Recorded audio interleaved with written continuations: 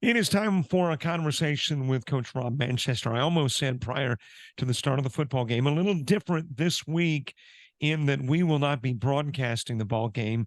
And Coach, I don't know how to delicately put it, but there's some restraints or constraints, I guess, where Lackawanna is concerned on external streaming companies providing coverage there in Scranton.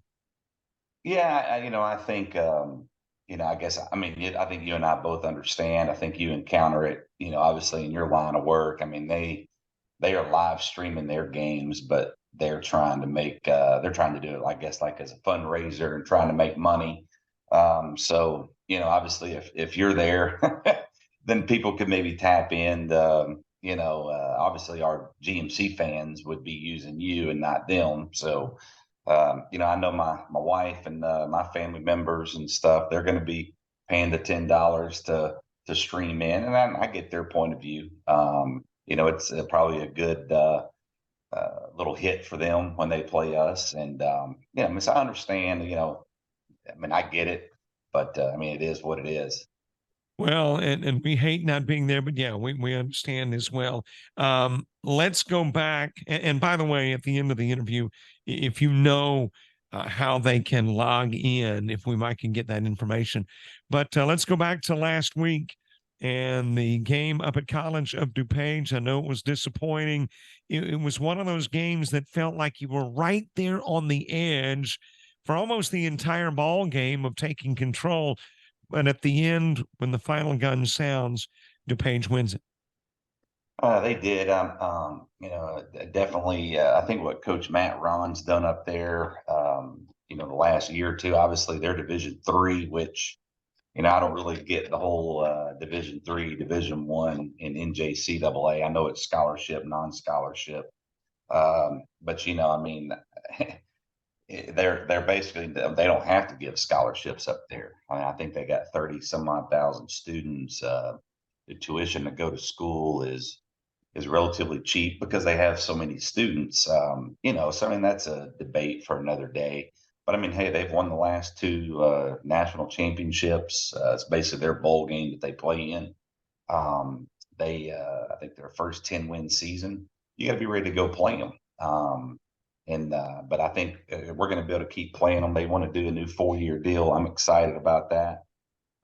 He does a heck of a job. So not taking anything away from them, but I mean, if you just look at basically the drive chart of the game, I think we played okay. We didn't play great, but I think we played. Obviously we didn't play well enough to win because they did, but not taking anything away from them. But I mean, we go up 13-7 in the second quarter after two big turnovers, the interception, and they score, and then we had the muffed punt return that they we were able to go 3 and out on, so we were able to stop them. But I mean, at the end of the day, we kind of countered with scores and we didn't stop them. I'm not going to sit here and blame anything on the officials, but I think whenever you look at the calls, it was pretty much every time we kind of made a play, we got called for something. Not that there maybe wasn't some things that happened, but I mean, whenever we're in double digits and they're, not even at maybe half a dozen, I think there's some discrepancy there, and I think they know that. They talked about it after the game, but I mean, at the end of the day, I don't think there were some face masks that happened, especially by Travian Barnes, but we let things happen, personal foul to, extend drives. And, you got to play well in all three phases. And just to kind of get to the point, I think we beat ourselves, not taking anything away from them. We had the interception, didn't play as great against the run as we wanted to on defense, but we let them extend drives because of penalties. But our special teams, we've been, I think, pretty good at that all year. But if you look at it, I mean, we had a muff, punt return, which one, fortunately we were able to hold them. We had two missed field goals. We had a personal foul on roughing the punter after we gone 3 and out right after the half. We dropped the snap on the punt, gave them the ball on the 10-yard line, and then the fake punt. So there's a half a dozen instances there in special teams where we let them keep the ball and in turnovers. And you can't expect to win games when that happens. But I think a lot of our loss was self inflicted. Jamarian Walker, 108 yards in the first half, 3 in the second half. What, I mean, was, I mean, obviously that's not by design necessarily, but what contributed to the drastic change? I think when you look at the second half, just kind of look at my notes, that's why I'm going down. I mean, the personal foul on the roughing the punter extended a drive. They went in, they scored. Then we go out, basically go 3 and out, and we fumble the punt.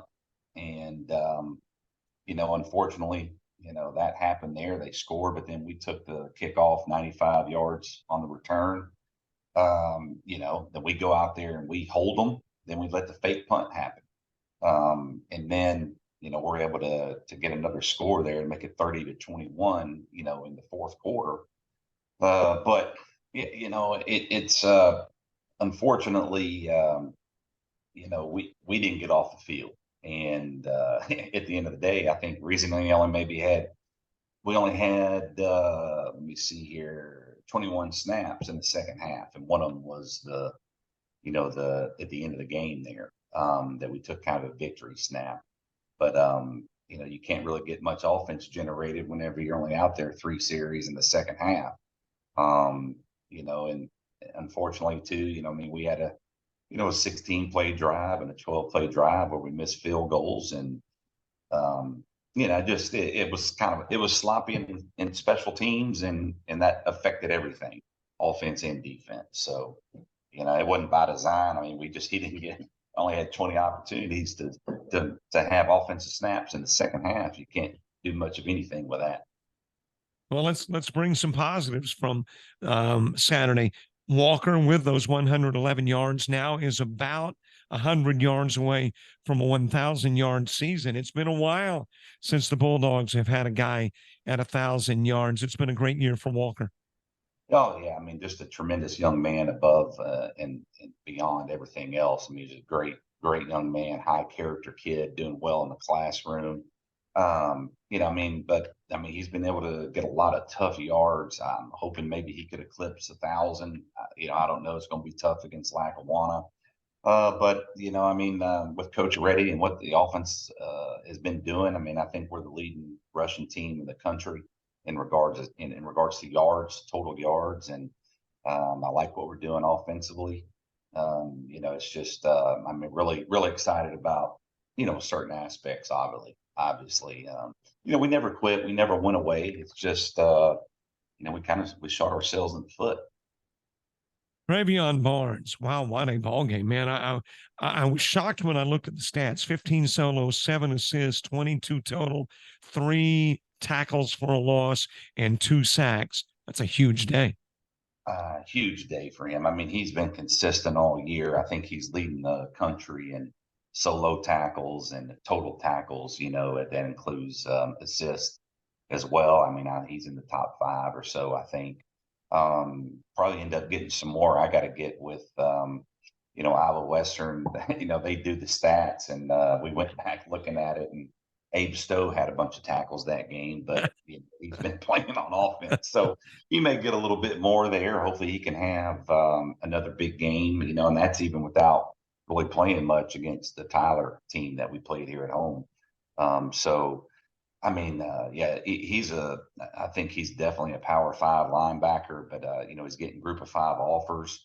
But he's been a constant there in the middle for us. Definitely our biggest defensive, standout this season. And he's a great young man too, high character kid. And he had a heck of a game. And we're talking now before they give out the player of the weeks, but I put him in again, nominated him for player of the week. I mean, even though we lost, I don't know if there's another defensive player in the country that may have had that type of production and play, but he's definitely been a staple for us on the defensive side of the ball.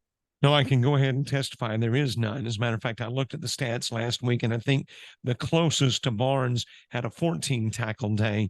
So, yeah, Barnes, huge day. That brings up Yes. an interesting point that I had not thought about at all.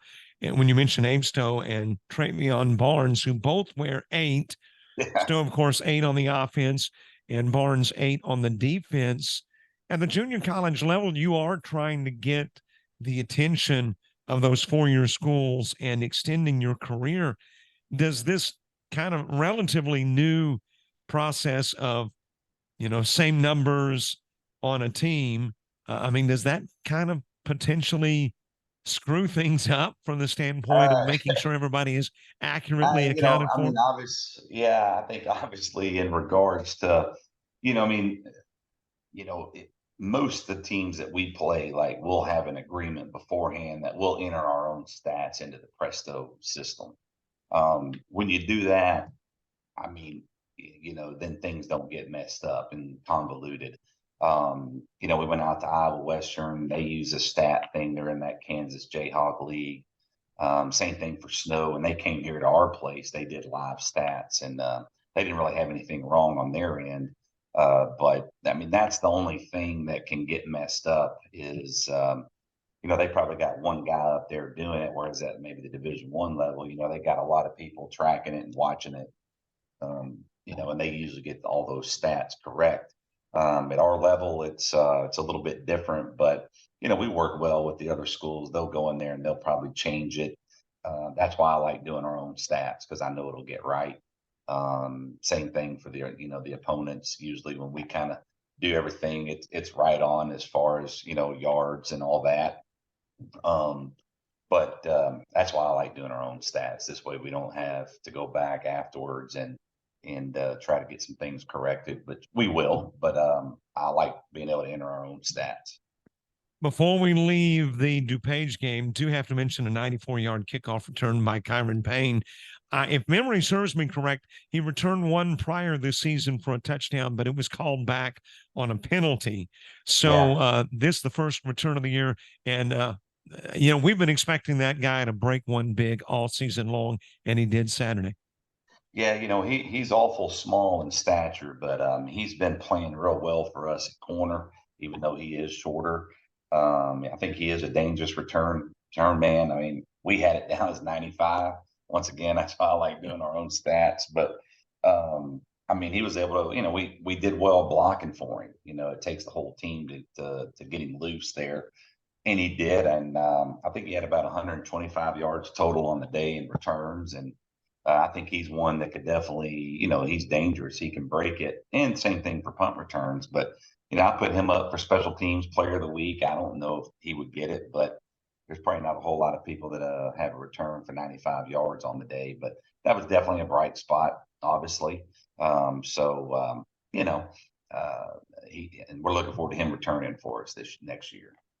All right, Lackawanna coming up. Last time these two teams met was about a month and a half, 2 months ago. 17-9, Bulldogs win it. What kind of game do we look for in Pennsylvania? That one was in Georgia. I mean, I think anytime you play a Lackawanna team, it's always going to be a tough physical game, old term slobber knocker. And we got to be ready to go up there and play. It's not easy to play a team twice. They got great players. Obviously, they got one of the best, or I guess the best, as in returns as yardage. Running backs in the country. We were able to kind of corral him pretty well the first game. It's not going to be easy the second game. I know they're going to have some twists and some little adjustments, I'm sure. And so, I mean, we got to be ready to go play, and hopefully we can finish out the year with a win. And I know 7-4 sounds a lot better than 6-5, but I think we're right there as a program. I mean, we've had some really tough games. Even the Tyler game, we were in it, even though the score may not have been indicative of it. I mean, but once again, you can't give up 5 big bombs for touchdowns, but we're only down a score going into the fourth quarter. But I mean, we've gone toe to toe. I think with some big dogs that are always year in and year out, maybe playing for the national championship. I think we're right there. So but that's in the future. We got to go out and recruit well. But I mean, I think we can go up there and beat them. We've done it already once this year, but that doesn't mean it's going to come easy. And look forward to getting back, hopefully on the right side of things on Saturday. And of course, that running back, Therese Worthy, about 153 yards per ball game. Bulldogs held him to 68. So, I mean, is that the key? If you stop Worthy, if you stopped Lackawanna? I think so. I mean, I think it kind of stop the run versus anybody, you're going to have a good chance to win the game. Kind of on the flip side, you look at the DePage game, and we gave up 200 or 190 yards or something, and that's not good. Now, I think there was reasons for that. We just giving them extra downs and extra series and everything. But I mean, they ran the ball well on us, and we didn't win the game. So I mean, we got to be able to go out there and stop him, I think. And if we do, we got a chance, and we got to be able to produce on offense as well. All right, Coach. Thanks so much for the opportunity to stream Georgia Military College football. What a great year it has been already. Got the doldrums because we got to wrap up the year, but looking forward to next year. How do the people that want to watch Saturday's ball game? I mean, where do they go? Do they go to a Lackawanna site to find the coverage? Yeah, they let me see here, and I had it up. Let me see here real quick. I apologize. I had it. It's basically you're going to go to their website. It looks like if you just go to www.lackawannafalcons.com/live. That I think they got all their sporting events on there. You just click on our game set for 1 o'clock, and I know it's not going to be as good as you or JockJive, but we'll hopefully the parents and everybody can watch watch us play in our last game. We will plan on it, Coach. Great season, another winning year. Every year there at the helm, it has been above the 500 mark and well above that 500 mark. Congratulations, and we will talk soon.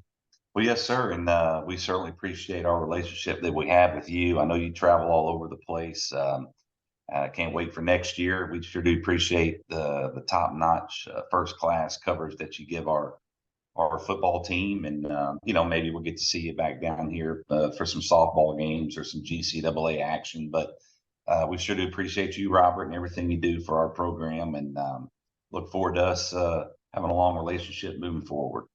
Same here. Look forward to 2024 and good luck against Lackawanna. Thank you so much.